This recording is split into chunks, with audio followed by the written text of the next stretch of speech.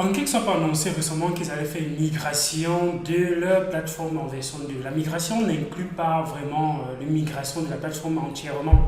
C'est la migration de leur master chef. Le master chef, c'est le smart contract qui gère d'autres smart contracts. Pour ceux qui se connaissent un peu dans le code, c'est ce qu'on appelle les gestionnaires de factory. C'est un factory. Et alors, il y a les implications de cette migration à deux niveaux. Le premier niveau, c'est au niveau des farms. Et le deuxième niveau, c'est au niveau des poules. Les poules qui sont concernées dans la migration, ce sont les poules qu'on avait avant. Il y avait 3 poules avant pour les cakes. Et il y avait donc la poule de IFO, il y avait la poule de AutoCake et il y avait la poule de cake manuel. Ce sont les poules qui seront concernées. D'autres poules de femmes, d'autres poules ici ne seront pas affectées. Donc les autres poules où tu bloquais les cakes pour avoir d'autres crypto-monnaies ou d'autres crypto-monnaies pour avoir les cakes, ces poules-là ne seront pas affectées. Du coup, il n'y a rien comme action à prendre pour ces autres poules-là. Mais pour les femmes, on a migré vers le nouveau type de contrat de femmes. Et comme on peut voir là, les intérêts sont assez faramineux. Vous voyez, 300%, les 78 000%, combien 1 million de pourcents parce que c'est encore tout nouveau. Il n'y a pas de liquidité encore qui a été déposée là pour le moment. On vient tout juste d'ouvrir et je suis en train de faire la vidéo pendant qu'on est en train d'ouvrir. Mais il y a laissé là quelques secondes, ces poules-là n'étaient pas disponibles. Donc, comment est-ce qu'on peut donc faire pour migrer de l'ancienne version vers la nouvelle version? Pour ceux qui avaient bloqué les tokens dans Farm ici, vous êtes concerné parce que les anciens ne sont plus disponibles. Donc pour voir les anciens, vous pouvez simplement aller ici et vous cliquez sur Finish. Et dans Finish, vous allez voir les anciens endroits où vous avez déposé. Vous pouvez cliquer sur Stake Only et vous allez voir uniquement ceux dont les bouts dans lesquels vous avez déposé votre liquidité, votre crypto-monnaie. Donc, alors qu'est-ce qu'il faut faire pour migrer vers la nouvelle version? La première façon, la plus simple, c'est de venir dans les anciennes versions où on avait déposé, d'énable le contrat et de retirer les crypto-monnaies qu'on avait, le token LP qu'on avait déposé. Une fois que vous avez retiré le token LP que vous avez déposé, vous pouvez donc revenir dans le live. Live ici, ça c'est ce qu'on vient de créer et redéposer dans la nouvelle pool. Vous avez donc le token LP qu'on vous a déjà donné. Il est dans l'ancien smart contract et le nouveau smart contract a été créé qui va toujours abriter le même token LP. Il ne faut pas penser que vous devez changer le token LP, c'est le même token LP. Il change juste d'endroit où il faut staker en fait. Donc vous devez approuver le nouvel endroit où il faut stocker et redéposer à l'intérieur. Si vous êtes en farm et que vous avez donc déjà bloqué vous aviez bloqué votre token cake dans soit LP, soit IFO, soit auto, soit manuel, ce que vous pouvez faire, c'est aussi venir ici, cliquer sur Finish et dans Finish, vous allez voir comme ça qu'il n'y a même pas les anciennes versions des cakes là. Donc ce que vous devez faire dans votre cas, c'est de cliquer sur Proceed. Quand vous cliquez sur Proceed, on va vous afficher les 3 pools qui existent.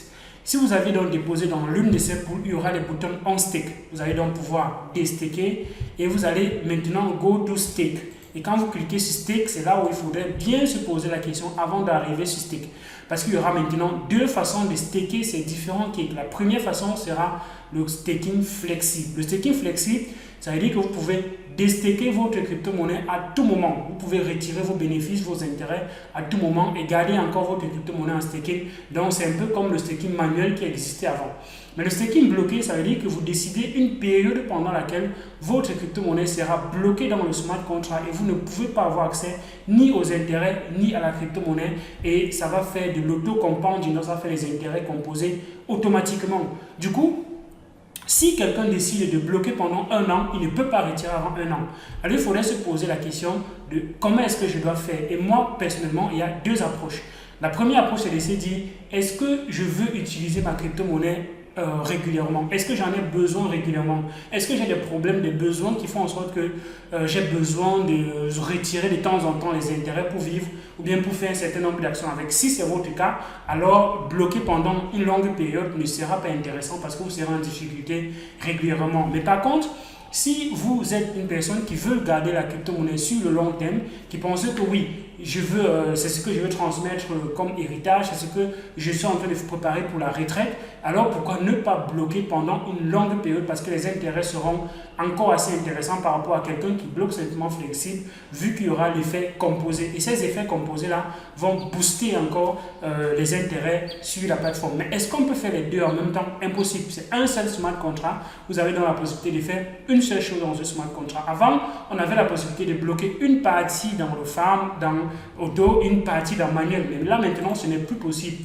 Vous avez uniquement la possibilité de bloquer tout en flexible ou bien tout en bloqué. Pas de possibilité. Mais vous pouvez décider de bloquer pendant une période en flexible pour voir comment ça se comporte. Et après, vous pouvez donc retirer du flexible pour venir maintenant en bloqué. Mais vous ne pouvez pas avoir une partie en flexible et une partie en bloqué.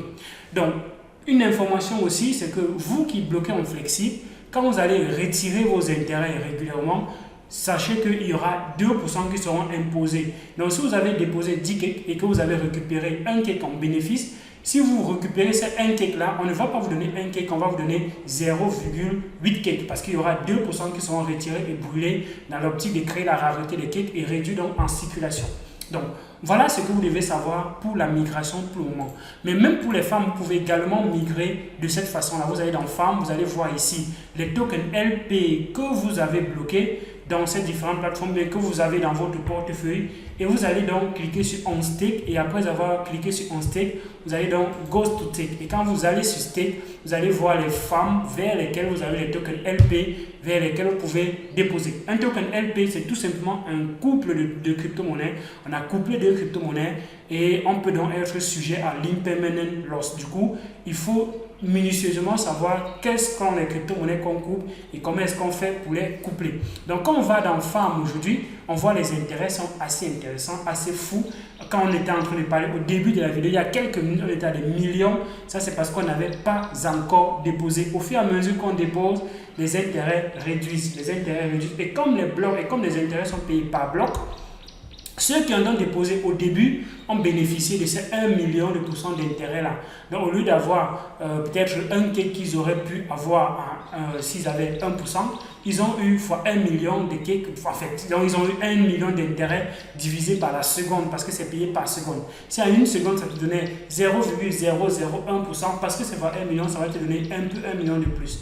Parce que justement, il y avait moins de personnes qui déposaient et c'est comme ça que les premières personnes se font toujours beaucoup plus d'argent.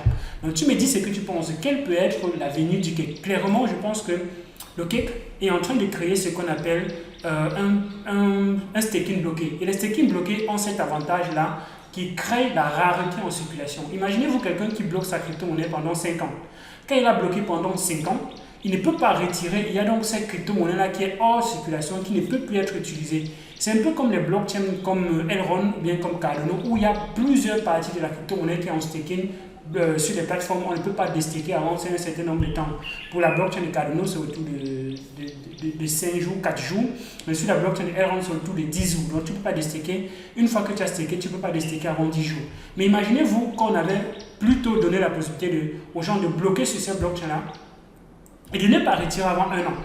Si ces personnes ne peuvent pas retirer avant 1 an, ça fait qu'il y a 60% des tokens qui sont hors circulation, hors jeu pendant une bonne période. Et du coup, s'il y a une demande de ce token, il n'y aura pas assez sur le marché pour satisfaire ces demandes.